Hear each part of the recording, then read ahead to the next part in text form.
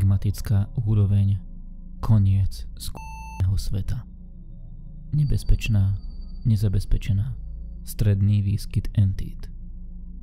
Koniec skúšného sveta, predtým úroveň 600, je záhadná úroveň backrooms, prístupná z cesty do ruín. Popis. Koniec skúšného sveta je nebezpečná úroveň kvôli nízkej miere zásobovania a všade prítomným nepriateľským entitám. Koniec skúšného sveta pripomína zvyšky mesta zničeného jadrovou vojnou.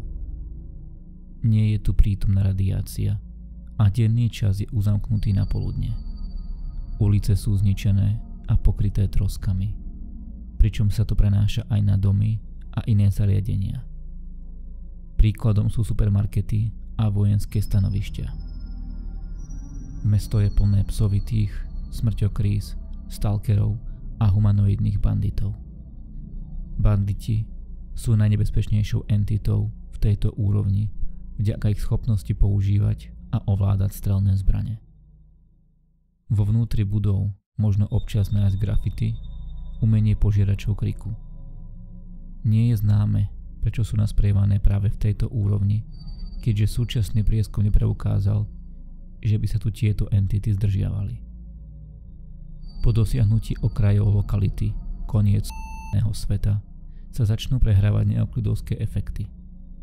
Krajina sa začne zväčšovať a zmenšovať, oblasti sa budú opakovať a zacyklovať a čas potrebný na dosiahnutie konca môže trvať dlhšie alebo kratšie, než by človek očakával.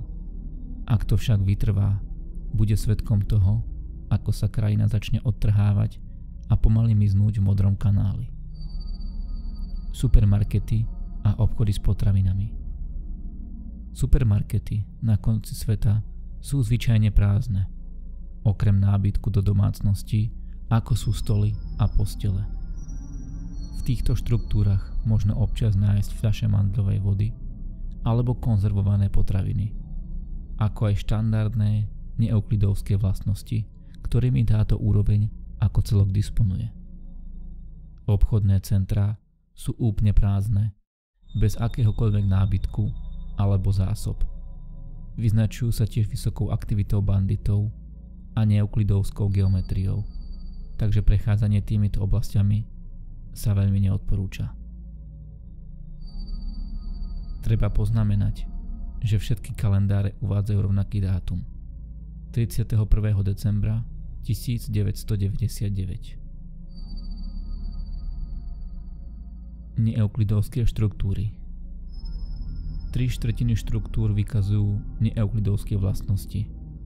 Tieto miestnosti sú jasne označené ako neeuklidovské a pri vstupe do nich je vysoká úroveň ohrozenia. V týchto miestnostiach sa nachádza mnoho pascí, ktoré banditi umiestnili. Tieto pasce sú často smrteľné alebo nenávratne poškodia telo. Pri vstupe do mrakodrapu je úplne náhodné, na akom poschodí skončíte, takže pobyt v nich sa neodporúča.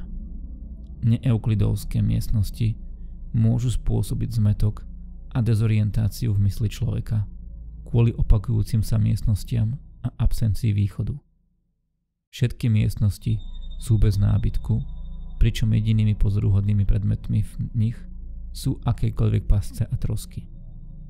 Jednotlivé poschodia mrakodrapu sú na sebe úplne nezávislé, pričom jediným spôsobom, ako sa k nim dostať, je výjsť z mrakodrapu a znovu doň vstúpiť.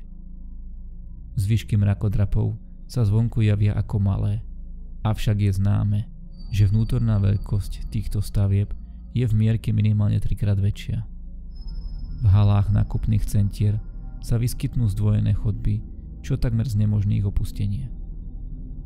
Treba tiež poznamenať, že rovnaké neeuklidovské efekty sa začnú prejavovať pri dosiahnutí okrajov úrovne.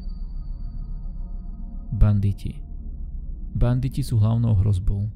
Sú to humanoidné bytosti, ktoré sa pohybujú v skupinách od 7 do 12 členov a dokážu hovoriť ako normálni ľudia.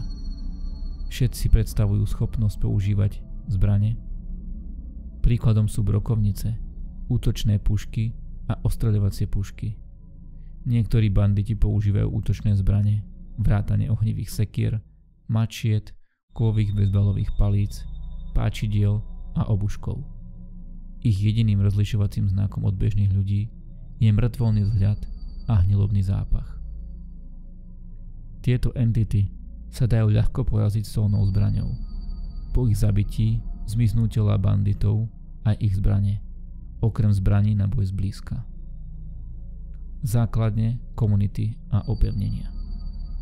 Vojenské stanovištia sú v rámci úrovne zriedkavé stavby a doteraz sa našla len jedna.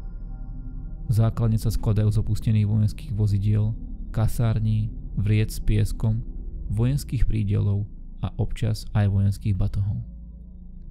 Vchody a východy. Vchody. Vstup môžete náhodne nájsť v modrom kanáli a ak sa k nemu vydáte, dostanete sa do úrovne. Ďalším spôsobom, ako sa dostať do tejto úrovne, je ísť na západ od ceste do ruín a skočiť na cestu, ktorá vás zavedie do modrého kanálu. Keď sa sem dostanete, pokračujte v ceste na západ, až kým nájdete túto úroveň. Východy. Neexistuje žiadny potvrdený odchod, ale predpokladá sa, že existuje.